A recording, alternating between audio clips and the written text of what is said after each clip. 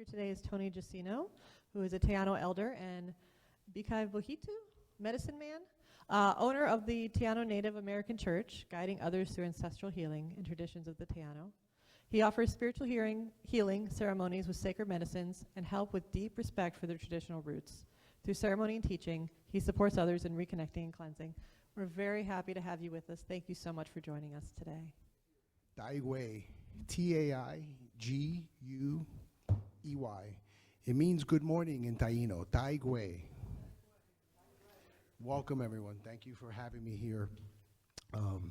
This is about the third church that I spoke at, and I'm really happy to be here and be able to share the history of the Taino people. It's T-A-I-N-O. The word Taino really means noble people or good people.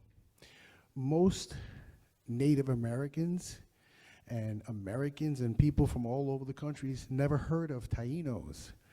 And they are, who are these Tainos? The Tainos were first contact. The Tainos were the Native Americans of the Caribbean. Puerto Rico, Cuba, Haiti, Santo Domingo, Bahamas, Jamaica, Haiti. All those were the Taino natives. They were actually first contact. When the conquistadors came, they never actually landed on the continental United States. They just colonized the Caribbean. So within 2 years, they had declared Taino people extinct. So even Native Americans in North America are just now in the last decade or so realizing who we are. I'm also half Italian as well. So all the Caribbean indigenous people are first contact Tainos, which is Native Americans. So I just wanted to come here and share some of that history with you and some of our beautiful teachings. A lot of our teachings only come from a Christian monk that Christopher Columbus sent to live with the Tainos. And they created something called the Taino Chronicles. And for most Taino people throughout the entire Caribbean, a lot of our history that we know of only comes from that one source. Everything else was erased. And a lot of it comes through us through ancestral spirit and visions and things of that, where we are reconnecting with our ancestors. So we do 3 purifications. The first purification is tabanuco, which is the copal incense that's going around the room. That is the first purification. I'd like to invite everyone now to join me for the second purification. If these two will have a seat and I could do the next purification, will be great. Nick, make sure you ask them if they want to be blessed. Don't just assume. Thank you. Okay. Okay.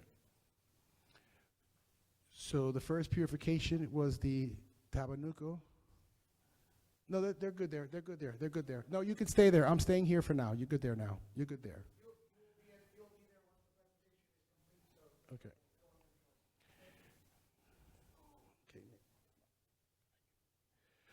Okay, so the second purification is a prayer that we're going to do. So everyone, if you could just, who chooses to, just put your hands by your side like a fist, by your heads like this.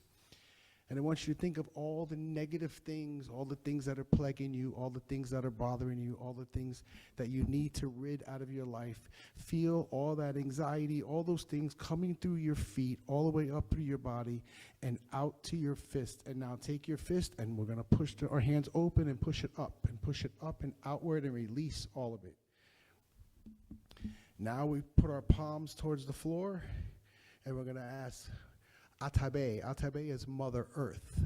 Mother Earth to send all those beautiful vibrations of love and light and healing into our hands, all the way into our arms, into our bodies, to our feet. And now we're going to grab it tight and bring it back in, put it right by our head again. And we say, Han Han Katu. Han Han Katu is like amen. It's the Taino way. So you can release that now. And the third purification is going to be the water purification. Nick's going to come up here. This is Nicholas, by the way. He's been working with me for a couple of years with my church. And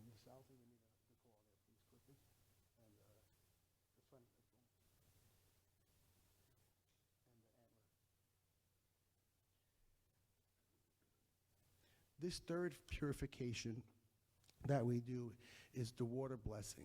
The water blessing, this was actually antler that was given to me by a Mayan grandfather up in Tulum. He has his own 20 acres of ancient Mayan ruins. He's an elder that I work with, so it's a very special antler. And we take the water and we just tap it and we say, I purify my thoughts, I purify my words, and I purify my heart. I'm going to have Nicholas bring it around. If you don't want to do it, you don't have to, but if you'd like to do it, feel free.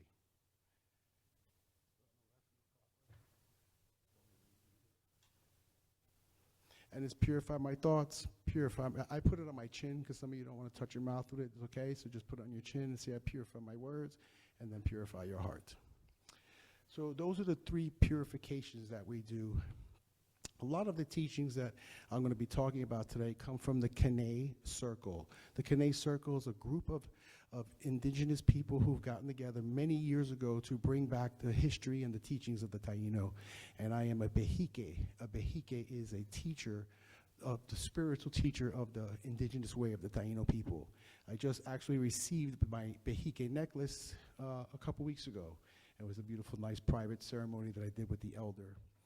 So moving right along, after the purification, the next thing I'd like to talk about is the directions. The directions are very important to most indigenous people, and we have it in the form of a medicine wheel. Nick? They could just pass it to each other. Show them the medicine wheel, take one.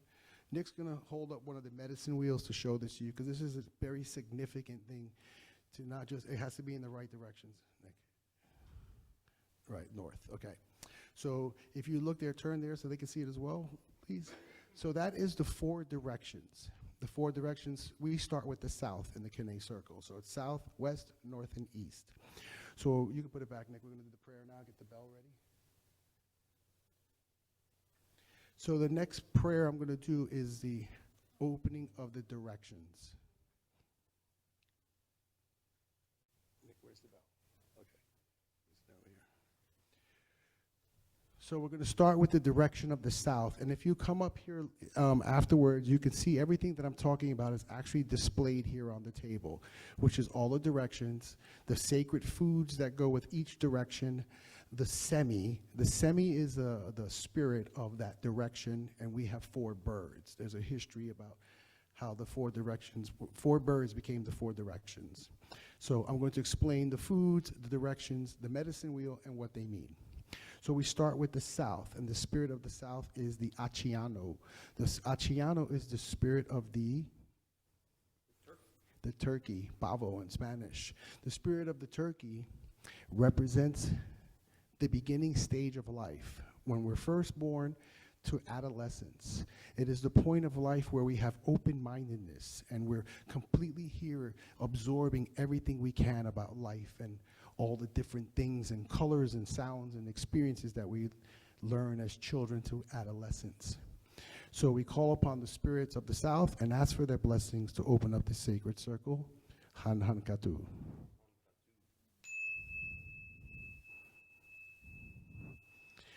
So I'm going to call upon the spirit of the west, the spirit of the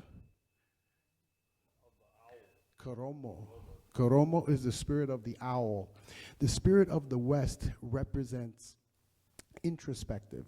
It's from adolescence to about 50 years old.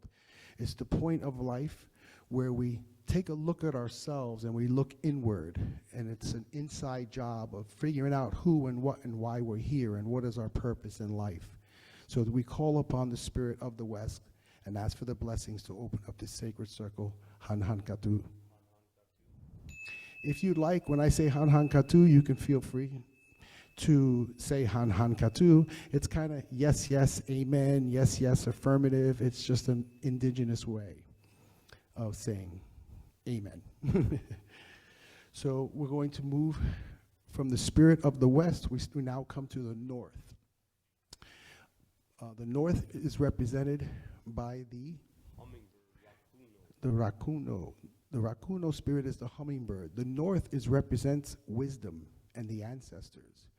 And we say that you don't get to the north to the age of 52. At the age of 52, for most indigenous cultures, is when you're considered becoming an elder, that you are now an elder and you're on that journey. So the spirit of the north represents wisdom. And wisdom is not something we can teach to the beginning stages of life in the south. We can't teach it to the west. It is only something that we can become. At the age of 52, we start to become the elder and we start to be the wisdom. And almost all indigenous cultures honor the elders more than anything because they're the teachers. So we call upon the spirit of the north and ask for their blessings to open up this sacred circle. Han Han Katu. And now we go to the spirit of the east, the beginning, the end, the rising sun. The spirit of the east is represented by the spirit of the Sabaiko. The spirit of the east represents illumination. It represents 360, a point of view where you can see all your perspectives. You can see your beginning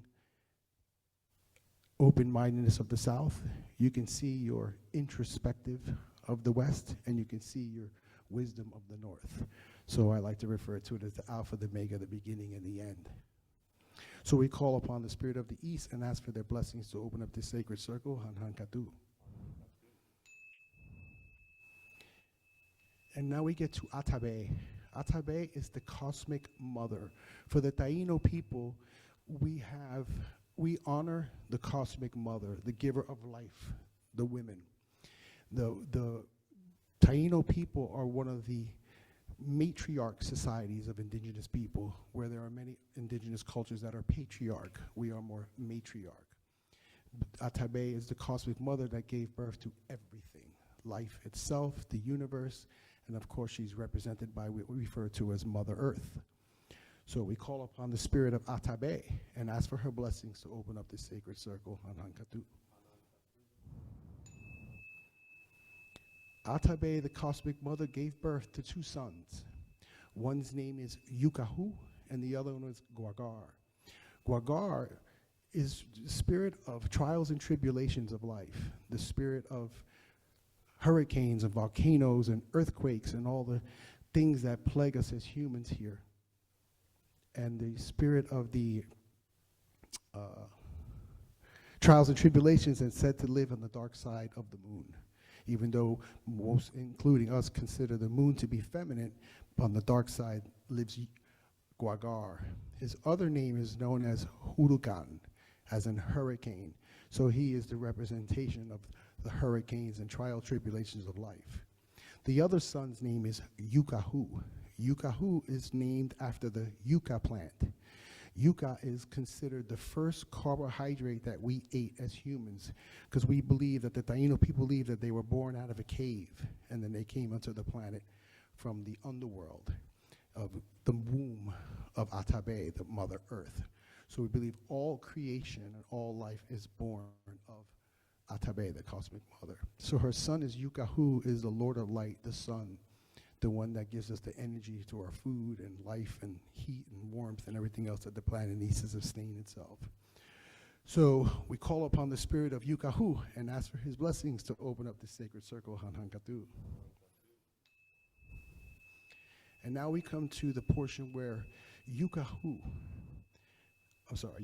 comes down and Atabe comes up, and they meet together right here in this realm. And we refer to that as Yaya, the Great Spirit. We don't say, oh, Great Spirit. We say, oh, Great Spirit. We are the reflection of the Great Spirit here on Atabe, Mother Earth. So we call upon the blessings of the Great Spirit and ask for the blessings to open the sacred circle, Hanhankatu. And lastly, I'd like to ring the bell one more time to connect our hearts, not only now, but through eternity. And even those who are watching this and those who cannot be here with us, we ring this bell to connect our hearts to eternity. Hanhankatu.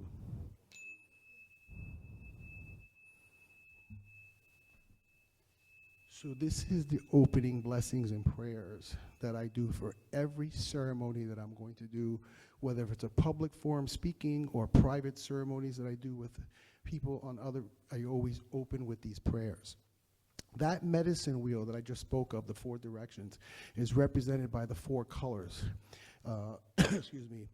Green being for the south, green and red. And for the Kene circle, it's green. For me, it's green and red, which represents the south. Black is the green, the south, and the food of the south is the zucchini. That's the food we represent in the south. The west is represented by black and black beans. That is the food of the west. The north is represented by the cassava bread, which is yuca made into bread. It's called cassava. And then the east is represented by corn. So those are the 4 sacred foods that go with the 4 directions. If you saw the medicine wheel that Nicholas held up, there's the 4 directions, and then there's 6 stones in between. Those 6 stones total 28 with the 4 directions.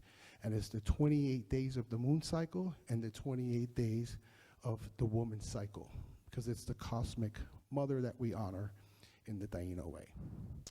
So the other things in the altar are just the maracas, by the way, or the word maraca is a Taino word. There are many words that are Taino words that we use today, like barbecue, manatee, iguana, canoe, hammock, hurricane, tobacco. All those are original Taino words. So a lot of times it's beautiful to share that, because we've been using Taino words throughout the world to describe these things, and people always say, who are the Tainos? So I'd just be happy to introduce my culture and the teachings of the Tainos, and I'm open for any questions or answers. I'll give any answers to any questions that anyone may have. Thank you.